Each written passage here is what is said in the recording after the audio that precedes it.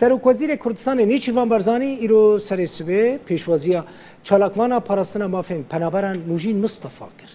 ده هفدیتن ده نوجین مصطفى بحثا چالاکین خواه بحثا پروژین خواه دوار مافین پنابران دا به تایبتیجی پنابرین سوری و روش آوای کردستان کرد و راگهاند که لسرانسر اوروپا و ولاتین دن ده همو کنفرانس ناف دولتی ده که نتوین یکوی بره و ده و وکه کچک کرد داخواز مافین پنابران کریه و خواستی که روشوان وره باش کرد.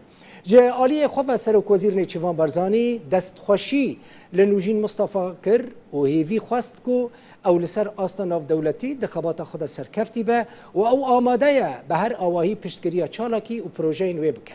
نوجین مصطفى جه روش آوای کردستانش باجار کوبانیه نها کاندیده به سفیر نتوین یک بویش بو پنابران هر وها او سروکا وقفه نوجینه لألمانيا.